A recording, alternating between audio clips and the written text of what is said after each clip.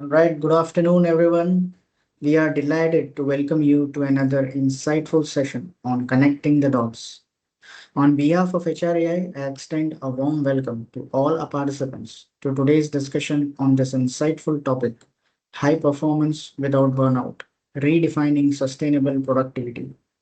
First and foremost, our heartfelt thanks to our esteemed speakers for joining us today and contributing their valuable perspectives to this panel discussion. Ms. Sheena Van Gale, seasoned L&D leader and keynote speaker. Ms. Sahana Rao, human resources specialist, PA team software consultant. Mr. Sunil Shetye, founder CEO at Sumira Life Management Private Limited. Ms. Nehal Jani, chief people officer at Spaceco Technologies. And Mr. Vinod Kote, managing partner at Dale Carnegie Pune. We are truly honored to have such accomplished leaders with us, bringing their expertise and experience to today's discussion. To know more about our speakers, you may follow them on LinkedIn. Their profiles have been shared in the chat window.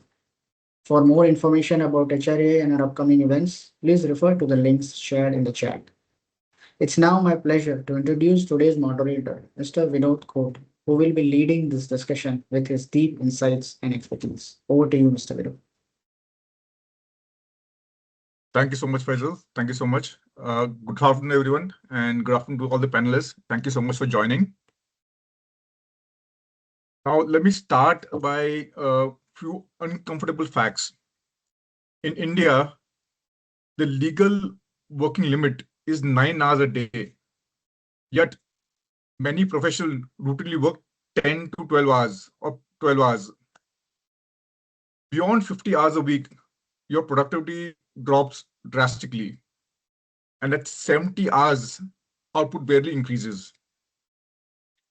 In countries like Germany, they work for 30% fewer number of hours than India, yet remain as the world's largest economy and the most productive economy. So here's the contradiction today. We are working more, but not necessarily producing more. We are chasing performance, but not at the cost of people. So let me ask everyone, when I was actually growing up, when I was working, burnout or working long hours used to be a badge of honor. अरे मैंने तो 14 घंटा काम किया, मैंने तो कल 16 घंटा काम किया, मंथ एंड था, मैंने ऑल नाइटर लगाया है, ये प्रोजेक्ट था, ऑल नाइट लगाया मैंने. It used to be a badge of honor. But now you have this term called burnout, which is directly impacting the performance of people. Now you will ask me, what is burnout?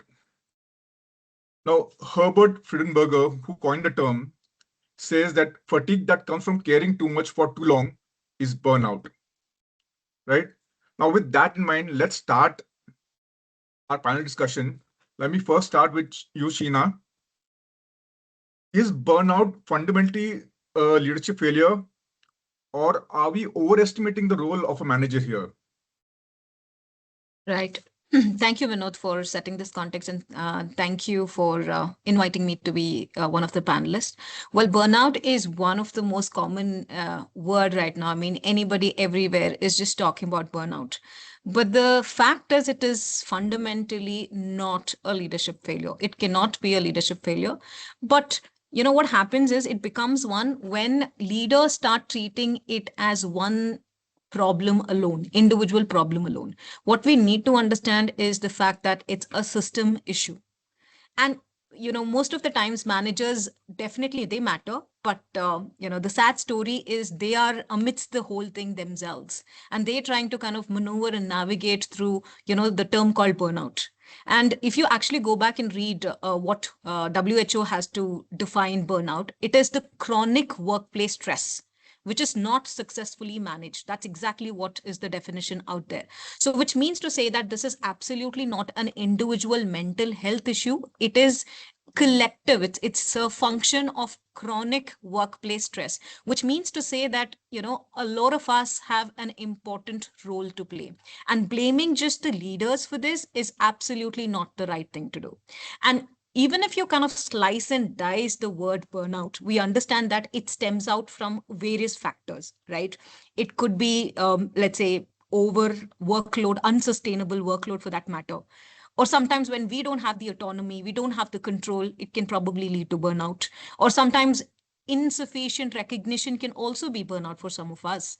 And sometimes a value not aligning with the organization's value, or the leader who you're working with. So for example, values misalignment for that matter. So there are a lot of aspects to burnout, so it's not like treated as a single terminology. And the other aspect or another lens to it is, most of us fall prey to it.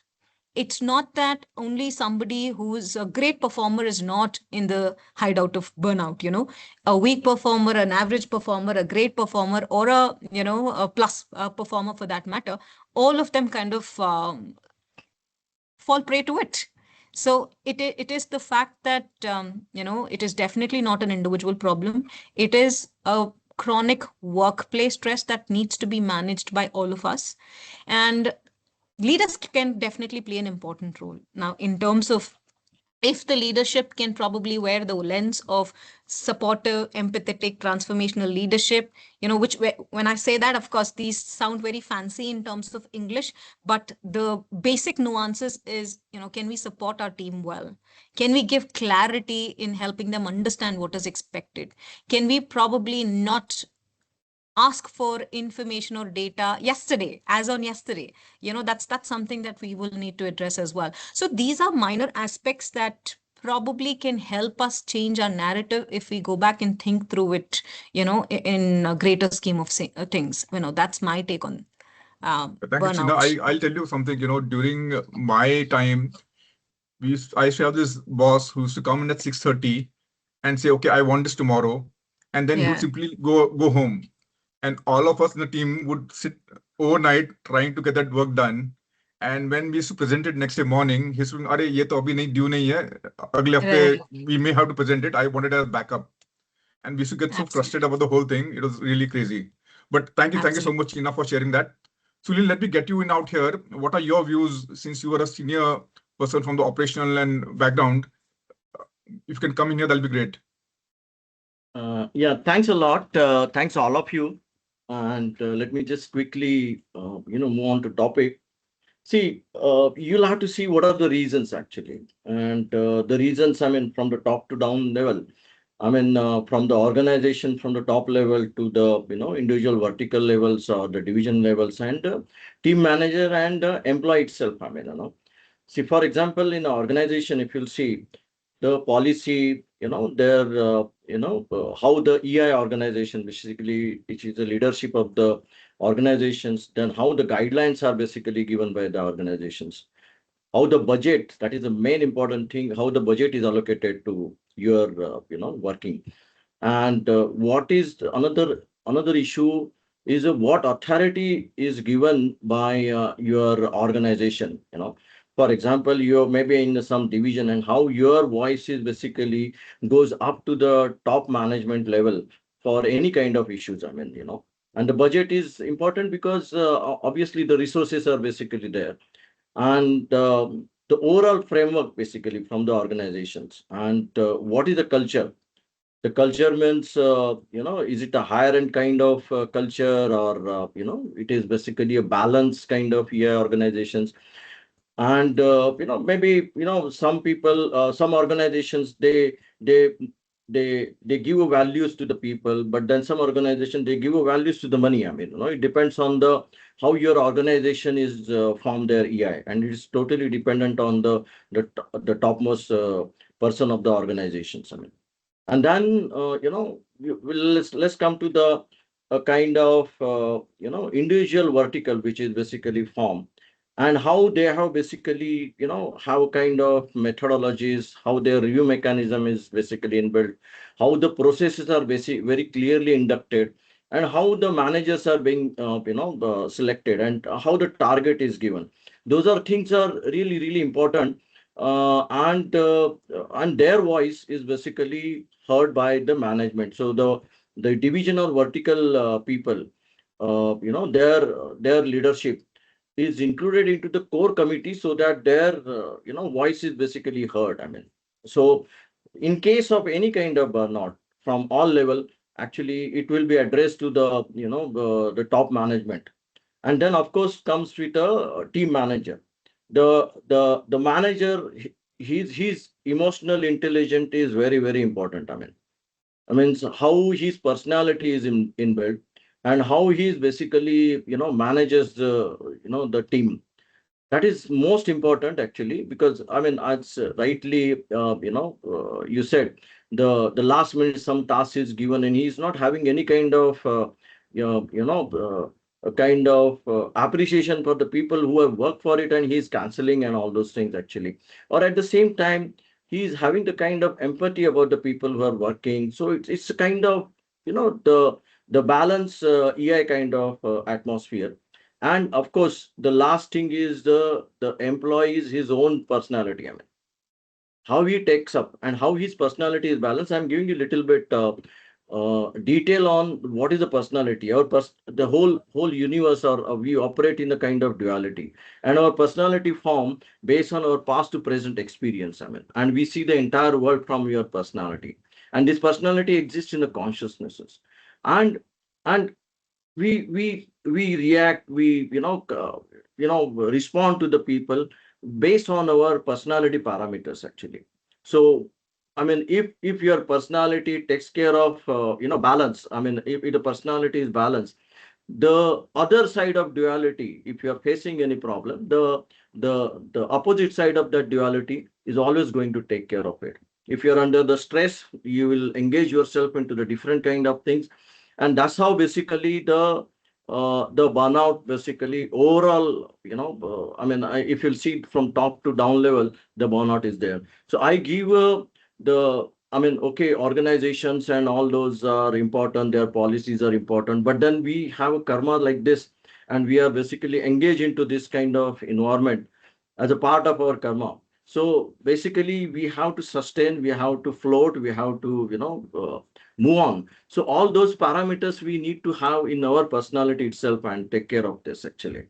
So then Mhm. only, burnout will be less actually. That is Right, what is Sunil. my. Yeah, thank you so much, Sunil. And I agree, it also depends on the individual and the capacity to absorb stress or handle things in a certain way, right? So that's perfectly great. Shana, coming over to you. Yes, Com- yes. Companies say people first, but workload suggests otherwise. Is this a branding gap or a belief gap? What do you think? Uh, that's a good question, I must say, Vinod. But I would say it's rarely just one, as my earlier panelists put it, it's a mix of a lot of things, right?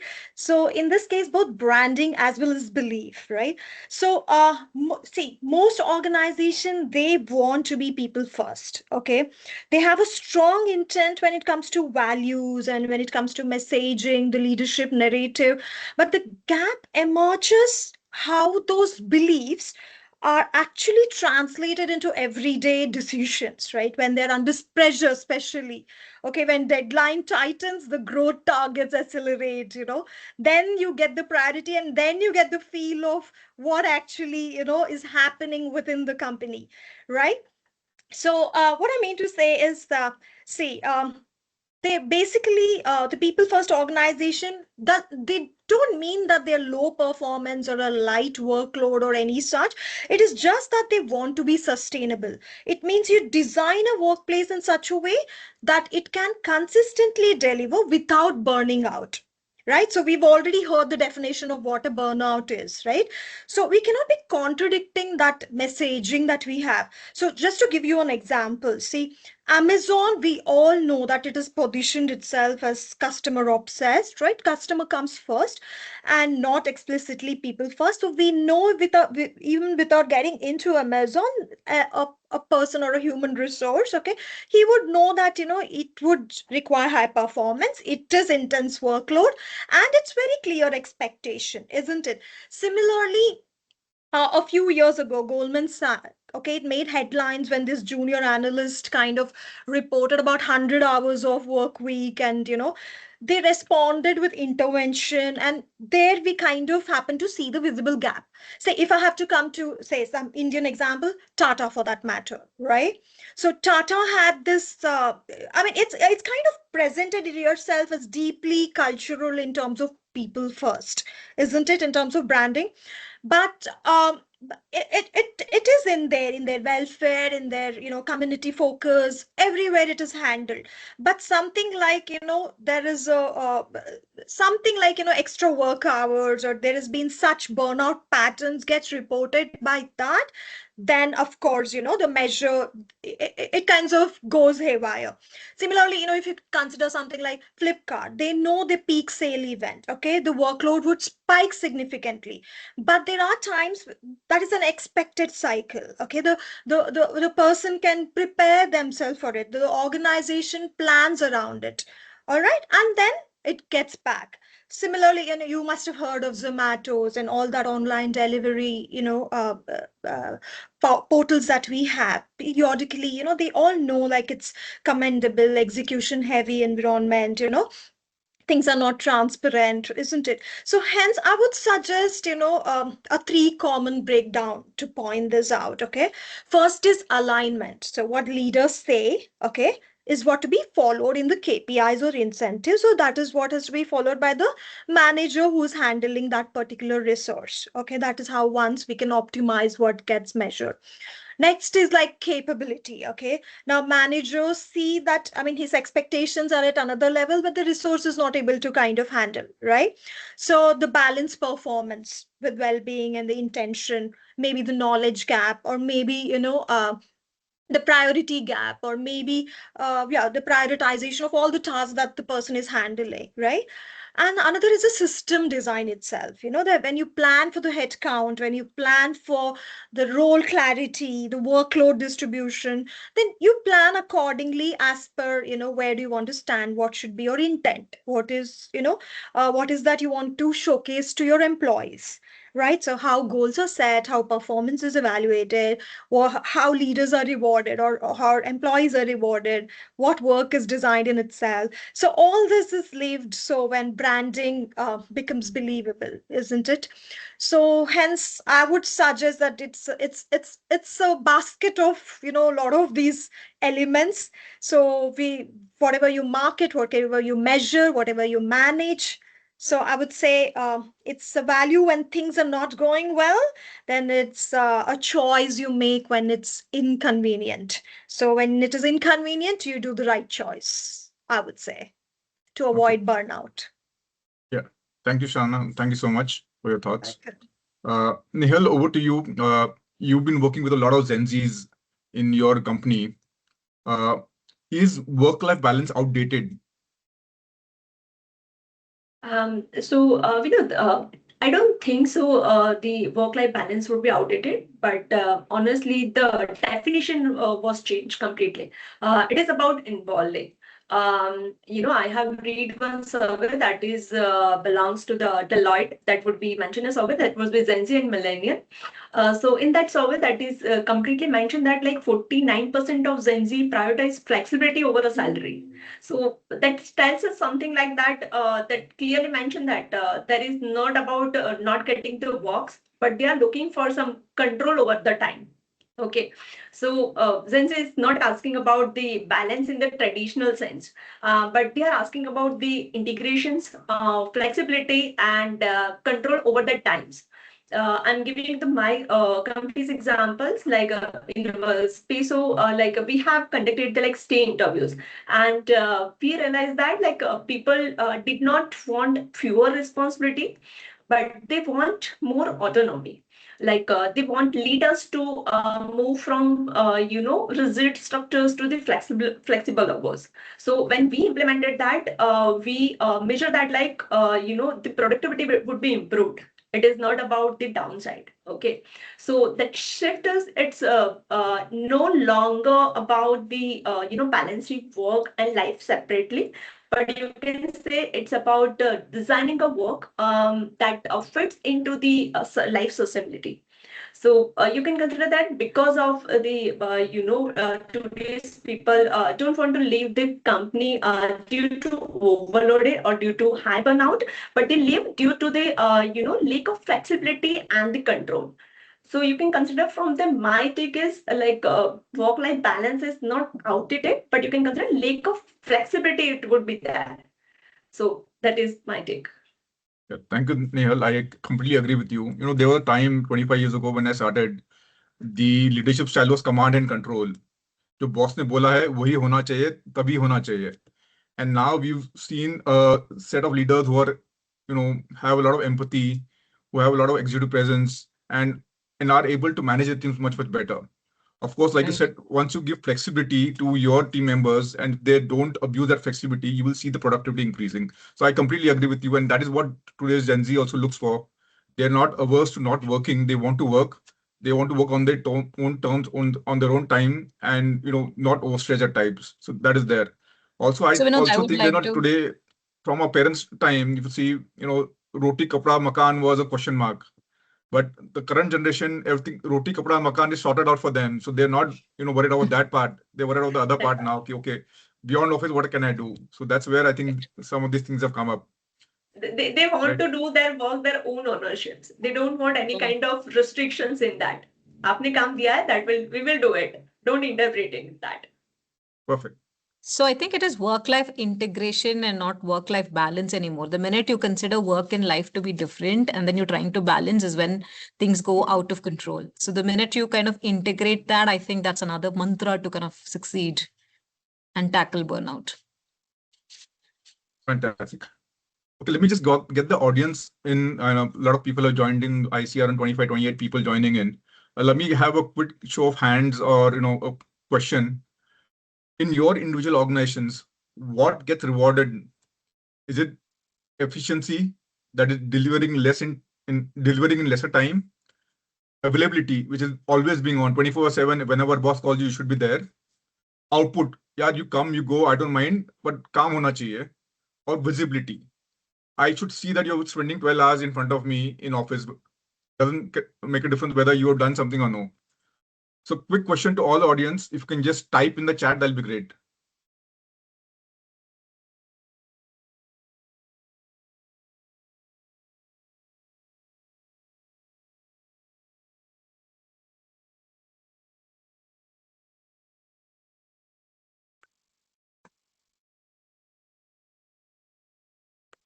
Anybody want to?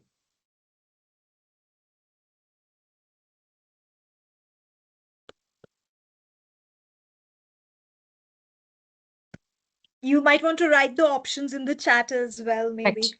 Yeah. Okay, let me I try and think- do that. Yeah. And we'll Yes. come back to the poll after some time. Let me just put oh, okay. I'll just put it in you guys can actually vote accordingly and let us in the meantime continue the discussion. Let me come back to you, Sheena. Mm-hmm. Organizations promote empathy, but can empathetic leadership coexist with aggressive performance targets? Right? Today, at the end of the day, organization runs because of targets and profits. So Right. your thoughts on that, please. That's an interesting question and the need of the hour, because empathy is what it matters overall, and the kind of world that we live in right now. It was VUCA once upon a time, volatile, uncertain, complex, ambiguous, back in the early 2000s. And then came Barney, brittle, anxious, nonlinear, incomprehensible. That was way back. And the world that we are in right now is called the RUPT, rapid, unpredictable, paradoxical, and tangled. And when we actually talk about this rupt world right now, I mean, something that can help us thrive is absolutely empathy. And the question is, can empathy coexist with aggressive performance targets? Well, yes, but if empathy is real and not really cosmetic, the minute it becomes cosmetic, it cannot. But the answer is, if it is genuinely there, then absolutely yes. So, empathy and performance are not the opposites. The question, or rather the way we look at it, is very, very, very important. A lot of times when there is bad leadership, that's exactly when empathy and performance kind of look opposites. So it is diligently, or rather leaders should diligently go back and ensure that they kind of treat that not like opposites. And empathy does not mean lowering expectations. A lot of them have this impression in the mind stating that empathy means I would probably have to go a minus level. No, it is not. It is understanding what it actually takes to understand the human being and takes to meet all the requirements. Now, when you actually talk about aggressive targets, I'm sure the minute we get aggressive, it's about the focus goes on a lot of commitment, energy, people going an extra mile, overdo, and ensure that you do a lot of things by yesterday, etc. And that's exactly when pressure comes into picture. So empathy, I mean, a leader with empathy or an empathetic leader is definitely the differentiating factor, because he or she will come with clarity, will come with fairness, will come with trust. The minute these ingredients are added into leadership, then absolutely, things can probably shift the way it has to shift. Now, another crucial thing that I want to call out here on this discussion today, because people think listening to somebody's empathy, well, it may be, but it's not completely.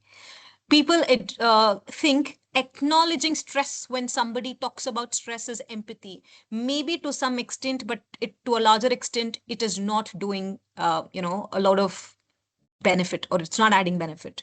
And people also think, okay, if somebody comes back and tells me that it's getting tough, and if I respond to them saying that I know, buddy, I know it is tough, that's not empathy. But what we're trying to say here is, even if you go back and listen to somebody or acknowledge their stress or tell them that it is tough, you can't expect them to still sit back and do long hours. You can't expect them to constantly be available throughout. You cannot keep firefighting instead of focusing. So it's mixed messaging. It's not empathy. What empathy is, or rather, understand what empathy means is very, very important. It is helping people understand, giving clarity, ensuring fairness, and imbibing that trust factor. Because when you talk about empathy, it is all about taking that responsibility and ensuring that you remove that confusion. You don't, you ensure that you have the right trade offs and ensure that you don't push people. So these are certain nuances that we will have to keep in the mind, because the minute aggressive focus or aggressive performance comes into picture, pressure comes into picture. And the beauty is, how do we amicably have that conversation in this abrupt world so that we get to understand the nuances better? That's exactly where the leaders have to play an important role. Perfect. Thank you so much. So we are saying basically that empathic and aggressive targets can coexist. They just need to be managed properly, and there Correct. should be genuine empathy, right? It should not be harm and sun liya to theek hai, abhi kaam karo. No, Right. great, fantastic. Let me get Shana in now. Uh, Yes.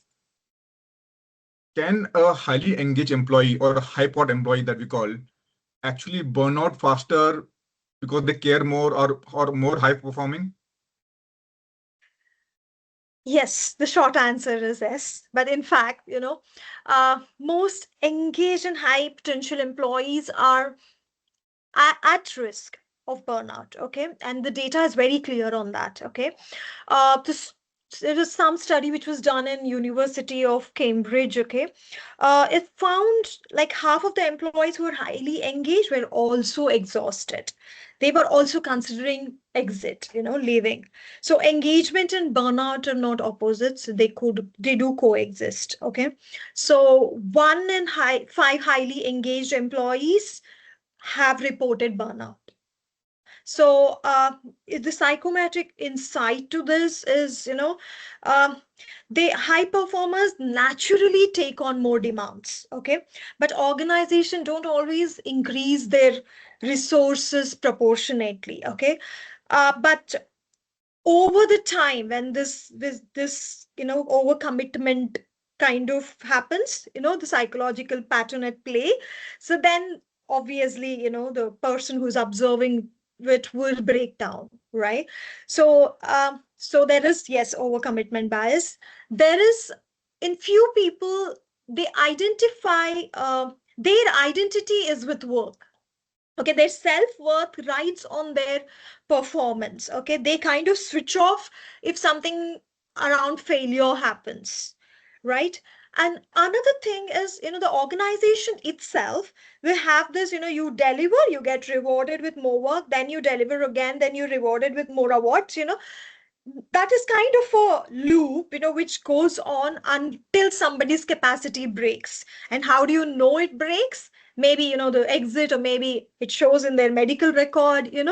So, yes, they experience burnout, unrealistic high internal standards, and if you also look at it, Vinod, there is this real world corporate pattern. The average performer rather would hit target. A high performer always hits target. Besides, he also observes all the inefficiencies of the system. There are certain organizations, huge organizations, but they are dependent on that one person who's handling the stuff. Okay, that fixer, that safe pair of hands, in that particular organization, that exists. And I've seen this in the biggest of the organization, and that's the irony. They don't complain. Okay, these high performers, they don't complain. The everybody around them, they assume that they're fine. Okay, so that is what happens when high functioning burnout comes into play. So they're engaged, they're exhausted, and they don't complain whatsoever. So in spite of internally having that battle to quit, or maybe change of place, or maybe disengaged or something, but still they keep delivering. So that is what kind of leads to this burnout faster. And these are some of the stuff in the organization which makes us depend on these high performers. What should the organization do is basically redefine performance. They kind of need to protect the high performers from becoming the shock observers. And some way the manager do play a role here. They need to kind of build that recovery into the system itself, right? And yes, I would say so. This is how we can go ahead and probably avoid a burnout of a high performing individual, so that they can keep driving your success even today and tomorrow, right? So that would be my take on that. Right. Thank you, Shana. There's this Yeah. interesting Pareto's ratio, which says that, 80% of the work is done by 20% of the people, and 20% 20% of the employees, yeah. people do 80% of the work. So, it's a Right, paradox that happens, and it's very difficult to manage such a team. If you have 5 people in the right, team, one would be a high right. performer who will do a lot of work, other three will be average, and one would be someone who is not doing any work. And how do you manage that? True. It's very difficult to say, but thank you so much for your No, thoughts. that is where we would need, I guess, manager with a bit of wisdom to understand that. And yeah, again, I would say the human values at the end of the day would play the role in every circumstance and scenario. And that is what, why, as if you're hiring as an HR, or if you are looking at as an engagement, or a talent management or an engagement person, you have to look out for such managers which are resulting into this, and identify early and kind of either train them or explain them or build in that wisdom into them. Yes. So, I mean, I agree completely. Yeah. In fact, Sunilji, let me get you in here. You've got around 40-45 years of experience uh, in IT and other industries. I just want to check with you, mental health versus physical health. How do you manage both? And what is your advice to us? Yeah, I mean, they are not, different actually. The whole thing originates with the mental, because your personality or uh, your personality exists in your mind actually, and mind is in the consciousness. So your mental health is really important. And mental health parameter, how, there are various kind of mental health parameters actually. And with this mental health, uh, if there is any kind of issues with the kind of mental health, all those things are transformed onto the physical health. And this is how your the mind is controlling to your entire body. I mean, and as all of us are aware that even in our old text, very clearly we are talking about the three consciousness bodies actually. Tamas, Rajas, and Sattvic bodies, along with your physical body. And when we are talking about, in the modern terms, those are bodies are basically etheric body, emotional body, and mental body actually. So, our personality basically exists in all these bodies in the form of duality parameters actually. Why I'm saying duality? Because everything exists into the duality actually. I mean, each and every uh, we evaluate based on the duality parameters. Why you like this? Why you select this? Why you do this? Why you do that? Those are the duality parameters basically our personality exists, and we form those basically from our past to present experience, good and bad experience. So we see the entire world from our personality, and we need to really understand, along with the everyone is focuses on to the physical health, but then you need to really focus on to the mental health also. So let's consider, let's talk about how these four bodies are there actually. And when we say mental, physical health management, or how to manage the physical health, best way is basically, you can manage because of of course, by the mental parameters, but uh, we can manage those physical health by doing the exercises, yoga, and meditation practices actually. So uh, here I'm talking about the meditation, which is purely focuses on maybe a breathing or kind of all those chanting and all those kind of typical the meditation parameters, what we learn actually in our yoga as well as exercises. Why I'm saying is basically exercise is required for the physical listing is because we face a lot of stress, or let's say all our when our mind works actually, it basically produces a lot of chemicals actually, to take care of our health itself. But then because of stress, ongoing kind of certain issues where we face, those parameters are basically goes into your body. They're supposed to produce a kind of they're supposed to take care of your physical health. For example, if you're walking and suddenly somebody from the backside make a very huge noise, your body reacts to that actually. And it basically produces some kind of the hormonal or the chemical kind of things which should take care of your heart attack and all that. But then if it happens prolongedly, and if it doesn't gets removed from your body, you face a problem. So what is important is basically a kind of physical exercises, or the meditation practices you should do. The important thing is yoga. And now I move on to the and because of this particular thing, your etheric body and your physical body basically taken care of with yoga, exercise, and typical meditation practices. Now I'm moving on to the emotional body and mental body actually. These are the two, we call it as a EI actually. Both are different. One basically understand the emotional, and other one is the kind of intelligence, I mean. And both are having their own domains. Both, they do not understand each other. Only mind can basically bridge the gap between them actually. And there exactly, you need to understand that you are in the corporate environment, or even in your relationships and all that, you need to really work on these two bodies. So let's say the emotional body, there are a different kind of meditation exercises basically. And you need to really understand to remove all your emotional parameters. Here the meditation what I'm talking about is totally different. The meditation which is specifically going to address your emotional body. Your emotional parameters are coming up, like employee is unhappy, he's complaining, he's having all those kind of jealousy, all those issues, trust level issues and all that. Those are basically bringing all your stress onto your body.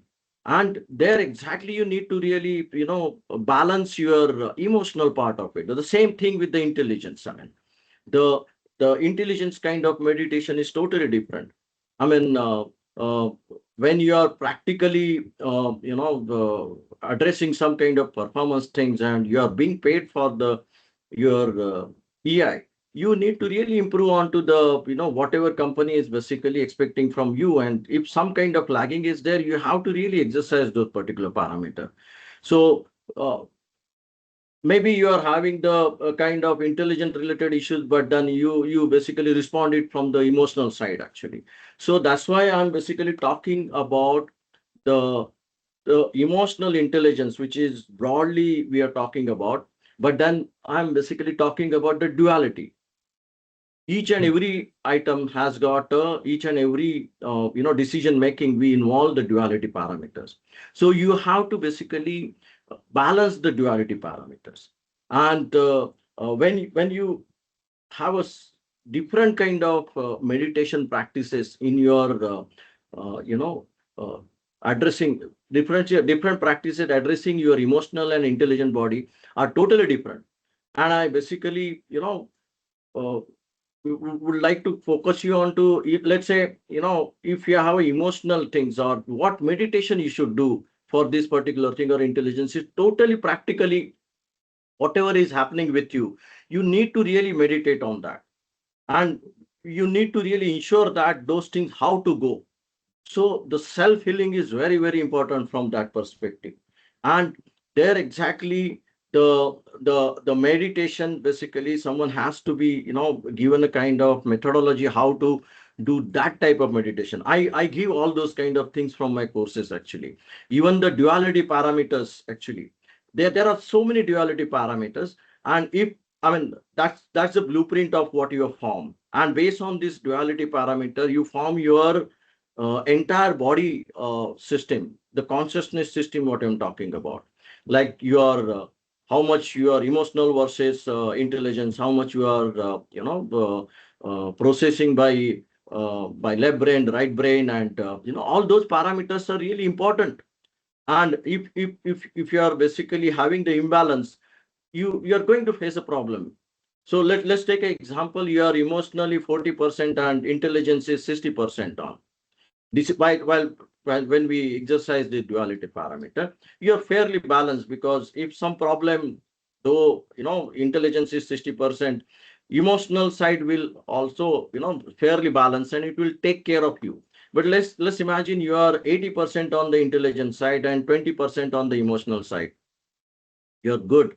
80% you're intelligent, scientist and all that. But then whenever there is a emotional parameter processing by your mind or your personality, you are going to get hit. So the whole thing is basically understand your own blueprint, how personality is formed. I mean, I have patented personality assessment test. So when we say basically how you basically understand that which is your lesser thing, or which where exactly you're expert, and try to bring that lesser thing to the the balanced things actually. And when Yeah. you take a decision, when you're balanced, everything basically you will be in a complete good health actually. Great. Yeah, thank you So so much, Sunilji. Thank you so much. I mean, there was a movie called Border which had come earlier, and in there's a dialogue, I think, by Jackie Shroff. He says, "हम ही हम है तो क्या हम है, तुम ही तुम हो तो क्या तुम हो." And the lesson out there is that they're talking that if Air Force, the Navy, and Army are work separately, then nobody left. Unless and until you work together, that's when magic happens, right? So I guess physical and mental health wellness both need are very, very important to avoid burnout. Most of us should have some kind of a routine every day where we spend 10, 15 minutes, half an hour, 1 hour, either meditating or doing exercise, or a bit of both. So thank you so much for that. I was just going through the poll that we put in, and people seem to be very, very careful about what they're putting in, and most of them are saying that their organization say output is very important, regardless how you do it. Which, and my experience is the other way around. My experience is visibility is very important. काम करो ना करो, चारण की बुर्गी मारने का मसाला. In short, if you see that, which yeah, basically even is you do. mine is also visibility is important. So basically, in corporate life, you have to work also, and you have to show that you worked. And that is at least my opinion, my last 25 years. If anybody else from the panel wants to have a go at their idea of what gets rewarded in the organization, it's a bit controversial, but you can let us know. But thank you so much for the poll, people who responded. Right, Nehal, coming back to you now. You're talking again about performance. If one of your team member is delivering exceptional results, but is clearly on the way to burning out, what would you do? Do you reward them? Do you coach them? Do you slow them down? What do you do? Okay, so I would firstly say if someone would performance exceptionally but burning out, so that is not a success. Okay, so it's a delaying a risk from both the sides. It's a individual side as well as the organization sides. So if someone is burning out and still we're rewarding them only for the output, so we are rewarding the unsustainable behavior. I have read about the researcher from WHO identified that burnout is directly linked to the unmanageable workplace stress. Okay, so while I would absolutely recognize the performance, but I would never normalize the reward for the burnout behavior behind it. Okay, so in such situations, we need to coach them. We need to understand that, like they are feeling the burnout due to driving it's a pressure or it's a ownership or it's risk of delegations. So these are the parameters we have to move on that. Second thing is rebalance. Rebalance in terms of look out for the workload. Okay, the timelines, then the team distributions would be there. Then high performance often take one or more than they should be. Then the third one would be reset expectations. Reinforcement, the sustainability performance matters more than the short term splits. So when my approaches would be reward the outcomes, not overwork. Second one is protect the people, not just performance. Third one is building a systems where performance is repeated, not dependent on individual sacrifices. Okay, so these are the three approaches what I follow is because true high performance, it's not about how much you can push, or once it is about how consistently you can deliver your work over a time. Okay, so my belief is that performance should be consistent, not dependent on a burnout cycle. Sure. And I agree, life is a marathon, it's not a sprint, right? So you have to pace yourself and you have to ensure that as HR leaders, we also need to support our team and ensure that we, are rewarding the right behaviors. We coaching them, we are helping them improve, we are redistributing the load, like you said. So fantastic. I think that's great. Anybody else want to comment on this point? Any other views on this?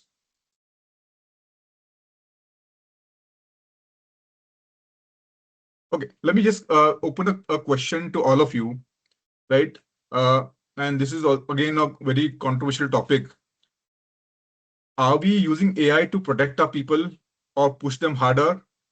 Or how are you leveraging AI in your respective industries or teams or companies? And any of you can answer this.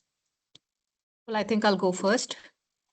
Something that we'll have to be mindful of is the AI augmented mindset. I mean, AI is there, it's not here to go away. We know for a fact it's here to stay. It's about how do we ensure that we augment accordingly. And that is why, ensuring that we help people understand how to live with AI is very, very important. The awareness bit of it, and then ensuring that, AI can act like a partner. It can never be your boss.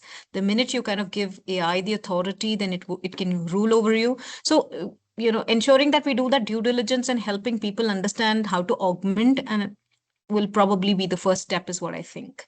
So it again depends on how do you want to. I mean, you have pros and cons accordingly. So if you're mindful about how to effectively use it, well, I think it's the best tool that can help you survive and succeed. If not, well, I think it's going to take you away thoroughly. That's my take. Anybody else want to go for this? How are they using AI in their respective organization? Yeah. Yeah, please, Sorry. please. Surendra. Yeah, my take is basically AI, we should, use it selectively, basically. At the same time, we should take a help of the AI, but AI should not be basically properly, focused by the organizations and create a problem to the employees. And at the same time, I suggest that the individual companies, information security should really uh, come into the picture and define what portion of AI, how we should deal with the AI from the corporate perspective, because the AI is a selective or the kind of information which is presented to you based on the collective information actually. And if you expose your corporate information by asking, by feeding the questions, you are basically exposing your own organization also. So that is where the important thing. At the same time, we should take a help of the AI, but organizations need to understand that the AI will require expertise. So the expertise are also with the human being actually, and human being has created the AI. So we cannot just, keep on pushing the AI and, try to get the AI inside the organizations in a full-fledged way and, bypassing our employee. Thanks. Sure. So I would like to pitch in here. So, my take on this is like what I've been, studying around and looking around, that it's supposed to act as an amplifier, which it is, to drive efficiency, to make our work easier, isn't it? But workers at the same time are also using AI tool, and intensifying, rather than simplifying their work. What I mean to say is like, say, it is adding to something called as cognitive load, what we call as AI brain fry. Okay, and there have been researchers around this by Harvard again, and what happens is like, if I have to give my own example, okay, if I have to just write a simple mail or maybe do a certain research on certain policy, we kind of open that tool, okay, help me weigh that, the decision, or what's the summary, or maybe the draft which is coming out of it, or and then move from one AI tool to the other AI tool, checking if this does the same thing as the other one. Then, to anticipate that, okay, we have to explore that tool. Are there enough credits to it, or am I spending too much in, kind of understanding this, then double checking this, then, all this is, instead of moving faster, it's kind of, just putting to start feel like clutter, too much information. Now, you, with all those information, now I have to like consolidate, like, right, not physically tired just, but it is so crowded. Okay, so the dozens of browser tabs are open in both your head and on your system, and you're fighting for attention, and, you're kind of reading the same stuff again and again, second guessing. And if there is something which is quoted in there, again, you have to go back and recheck whether it is the right thing, it really happened, and things like that. Otherwise, you must all have known the case about how Deloitte has to pay Australian government for something it quoted out of AI, right? So all this are adding to the mental static to it, right? So hence, so we are working harder to manage these tools and not solve the actual problem in hand. So this is where I think it's kind of broken, adding to the mental fatigue. So that's Perfect. my take. Yeah. Yeah, I agree. I mean, good examples on what Deloitte has done in, if you copy technology blindly without validating, you can get into a lot of trouble. So Right. that is there. Uh, Anybody else who wants to pitch in on this? Honestly, in recent days, like mostly organizations, using AI is to, push a productivity. But I think that's the missed opportunity. When we read the Microsoft Trend Index report says that like employees are spending 60% of their time to do the meetings and emails and coordinations. So if we use AI is used to increase output, it actually increase the pressures to the employees. So I'm giving my examples, like in our company, we HR team, we build up our own softwares. We have learned about the cloud code. We are using the AI. So what we can do is we have built up resume screening tools, then JD generations, offer automations. So what results we are getting, that like 40% we are reducing our manual task. Okay, and that times we are spending with the how to increase the employee experience. experience, how we are better in the decisions making. So my take was be AI should be create a capacity, not in terms of the put a productivity. Sure. Thank you, Neil. And that's interesting that you've been able to implement a lot of AI agents in trying to get your work done faster, better. Really amazing. We are One almost at one the end last now. one last statement that I want to add, Vinod. A lot of organizations put in a lot of money, but then the fact is, when you don't train your employees how to use it effectively, it terribly miserably fails. So you're putting in the budget to ensure that you give the, people the right kind of training as well, so that they can use it to the T. That was my closing statement. That's really right on spot on. You hit the nail on the head. In fact, two things that why they fail. One is there's lack of sponsorship from the leadership. They'll say, "Hi, AI, kar lo," but they have to sponsor, monitor the whole process, and Yeah. then it'll become successful. Secondly, you have to train your employees, right? You cannot. They're not going to be coders, but they're going to be people who are subject matter experts and who can take help of AI to use in their improve their own life, whether it's at work, increase productivity, processes, anything that is manual and can be repeated should be automated, right? So I agree completely. We are at the end of this. I just wanted to throw this forum open to any audience questions. Anything? There was one which is already there. Shreya has asked, what are some real examples of companies successfully achieving high performance without burnout, and what can we learn from them? Amazing question, Shreya. I'll share my thoughts first, and anybody else who cares to join can really add value.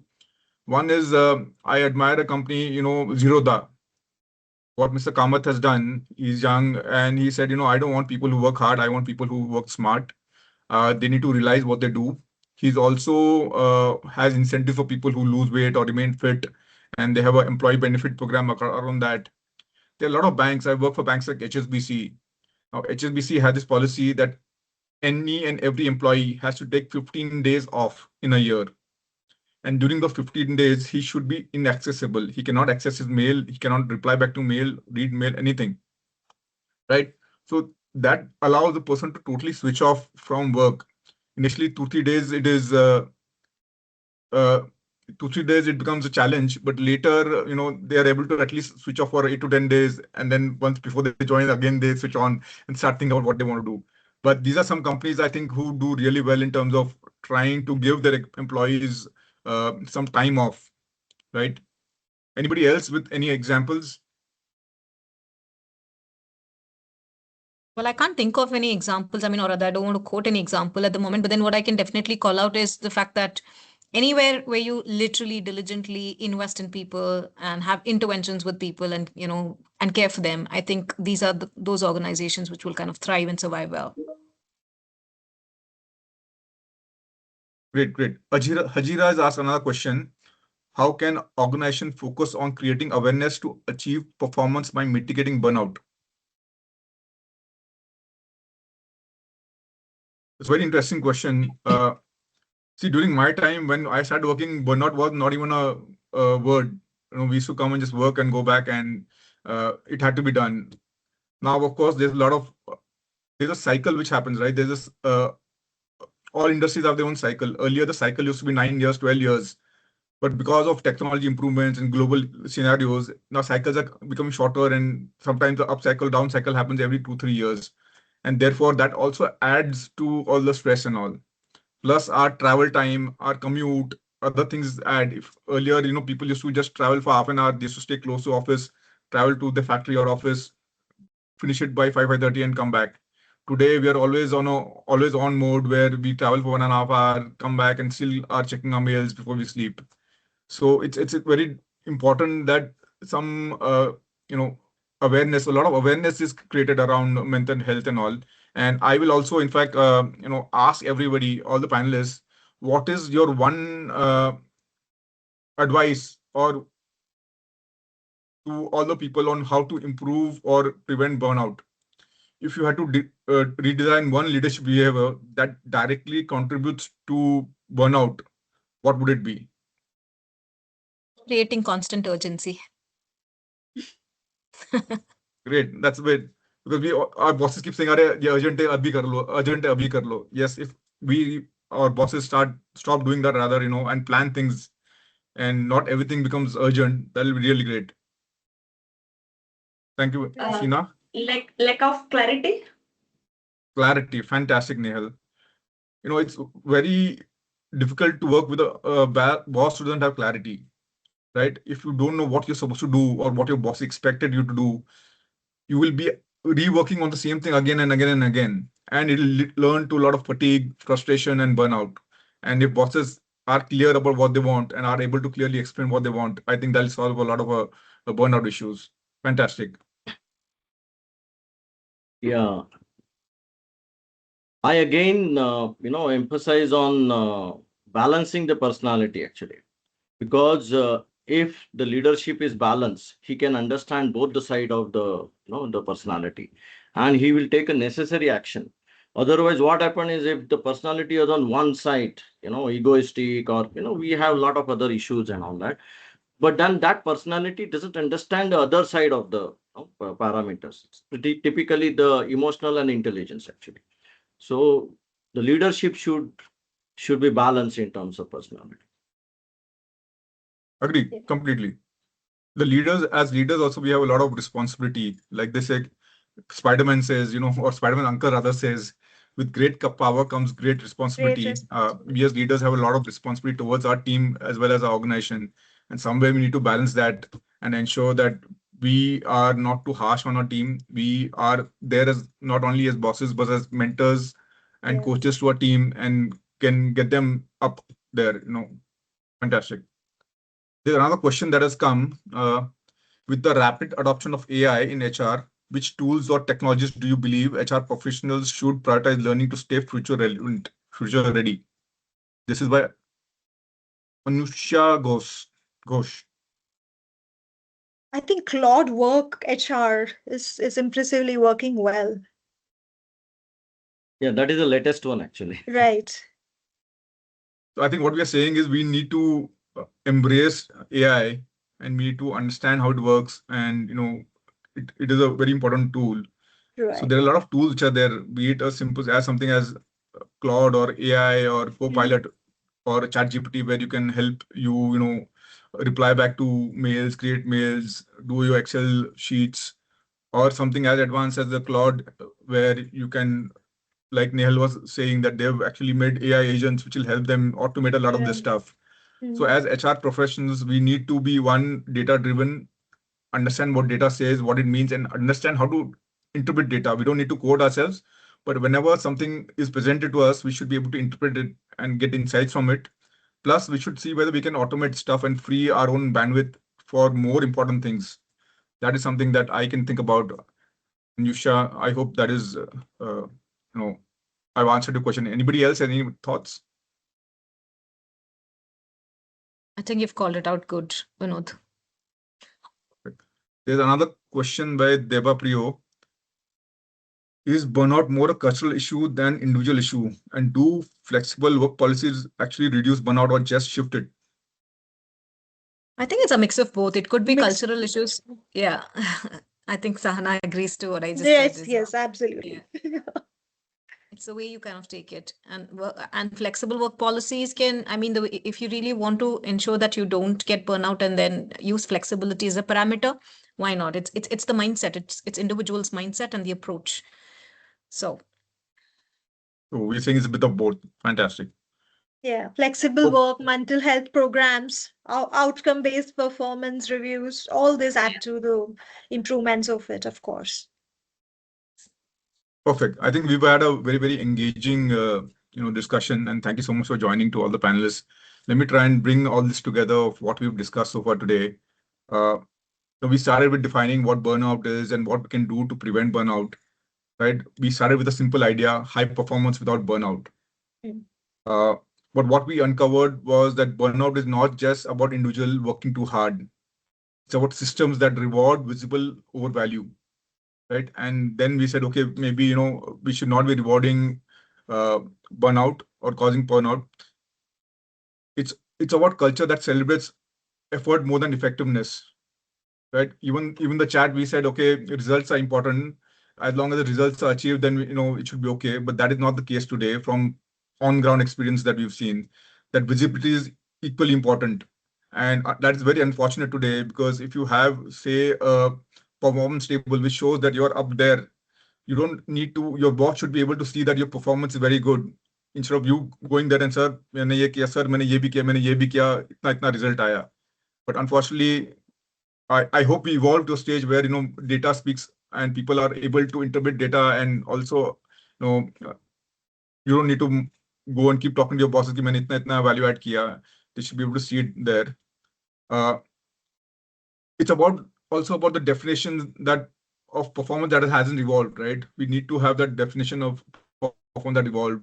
We have bell curves which are there. Only top 5% can be overachievers. Then the next 20% or 30% can be those who have achieved their target. Then others are need to achieve, and bottom 10 are somewhere who have not achieved their targets, right? I think those bell curves also need to get redefined today, right? Because if we are working longer hours to truly create value, the most overworked countries would be the most productive, but we don't see that happening. Countries like Germany and all are far more productive, or even the Dutch countries are far more productive than India today, right? So issue now is we've all agreed that burnout is important. It's an important issue, and that's why we have this topic today and we've been discussing today.